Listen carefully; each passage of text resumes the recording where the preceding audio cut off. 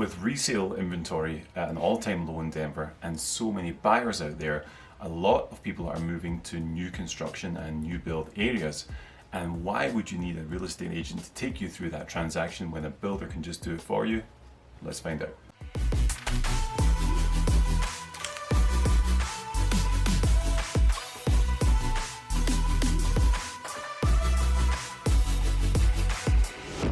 What's up guys, Lewi Gault here, welcome to the channel. Today we are talking about new construction and new builds and why you need a realtor or a real estate agent to take you through that process. But before we dive in, go ahead, hit that subscribe button, the notification bell so you can stay up to date with everything that we're doing here. It helps the channel tremendously to keep things going. If you ever find yourself out there looking at new builds and new construction communities, looking for homes there, typically what you'll find is a sales office, and that's exactly what it is. The builder has a sales representative and they are trying to sell you the home and get you under contract on that new build straight away. And if that's what you're looking for, then great. But at the same time, what's happening here is that you have yourself and you have the builder, and it's just like that. The builder is in it for themselves and you, the customer, are left not really knowing exactly what's going on sometimes in these contracts, waiting at the mercy of the builder to let you know about deadlines and when you can move in and all that good stuff. So why would you not add a third party in for a real estate agent to represent you through the transaction? Because it's free. The builder pays the agent. So why would you not have a free legal representation to take you through this whole thing? And there are quite a few reasons that you really should consider doing this. So let's get into these. First of all, and the most obvious one, is having an advocate for yourself. Someone who's on your side, getting you the best deal, looking out for your best interest throughout the whole transaction. Now, no two builders are the same. Some of them are fantastic to work with and some of them are not. Some of them are actually super shady.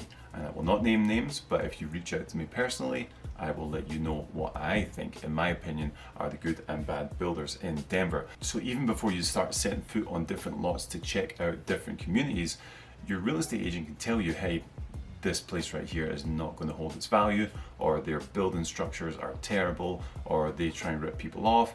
Whereas this community over here are phenomenal, they're super customer focused and they do a great job.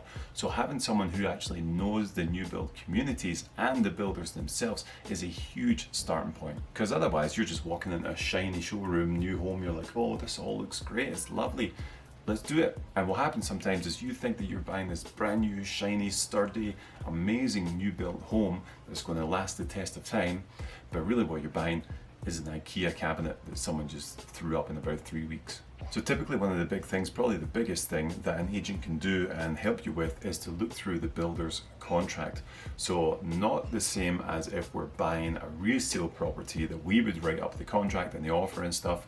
With a builder and a new build, you get a builder's contract that they have written up. There could be a little couple things in there that you can change, but typically it's a straightforward builder's contract that is in their favor and has all their terms laid out on it. So if you're just there yourself, you go into the sales office, you're like, okay, sure, I'll sign it.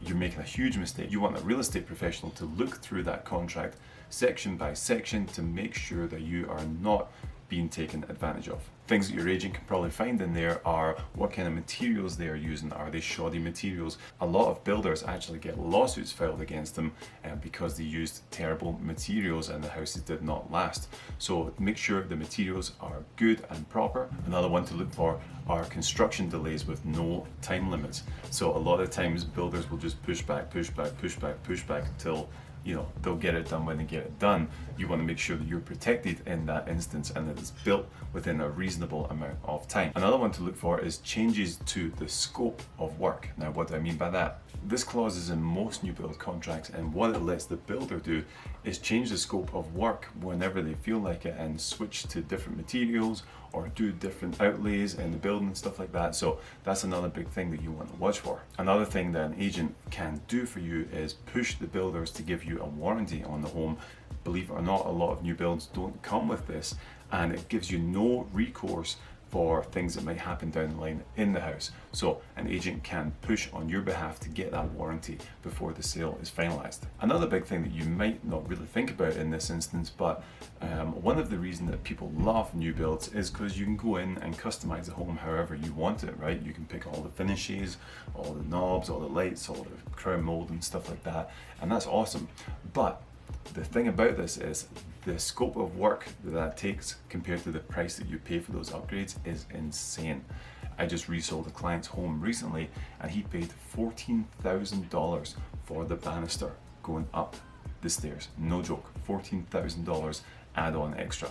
You could build that for $2,500 maximum and make it just as nice. It was crazy. I couldn't believe it when I saw the paperwork for this. So being upsold on these upgrades is crazy. Having a real estate agent who has an amazing contractor who can change these out if you want, or just go with the standard finishes themselves, see how it sits with you, and then a couple years down the line, upgrade them. Because what tends to happen is the builders' finishes sometimes can be like the latest and greatest trends, and you're in that home for 5-10 years down the line, those trends don't match up anymore. So keeping it simple, keeping it classic will really help with your resale value as well. The next big one is financing. So typically you can do a loan by yourself with a lender, just like we usually do for homes, but the builder always teams up with a lender and they have incentives for you. But you want to make sure that they are doing the best for you and not the builder. So incentives might be including washer dryer in your house if you use this lender, or giving you, some money back at closing because you use this lender, and that's fine.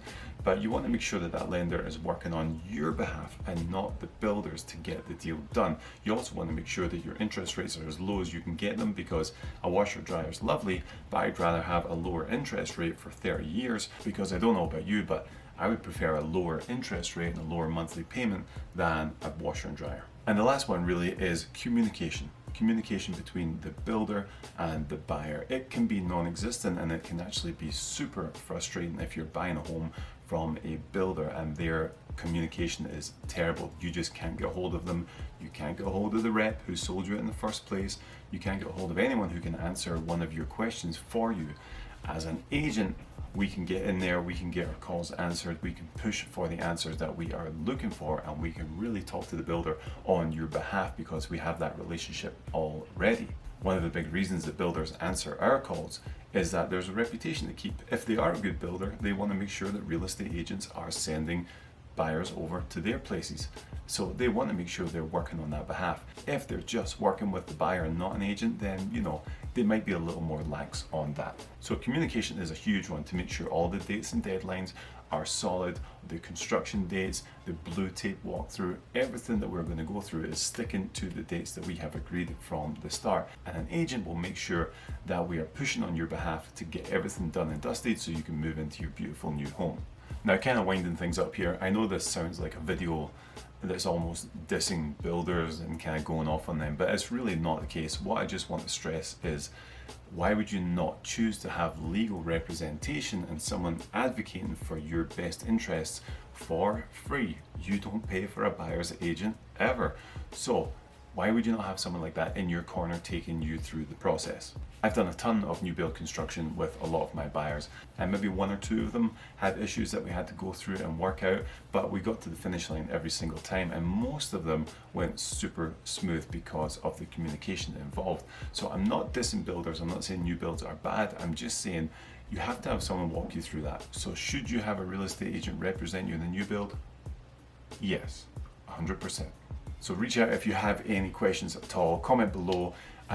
Let me know if you want any more info on new builds or new build communities building here in Denver. They are one of the most affordable places to move into right now in Denver because our resale market is so hot. So if you're looking for a new build construction, a new community that are coming up, I always know the new build communities that are about to start being constructed and built that you can get deals on. So let me know if you have any interest and I will give you that information. So thank you so much for watching. As always, we will be back next week with more videos about Denver real estate and all that jazz. I hope you are doing well. Stay safe. We'll see you soon.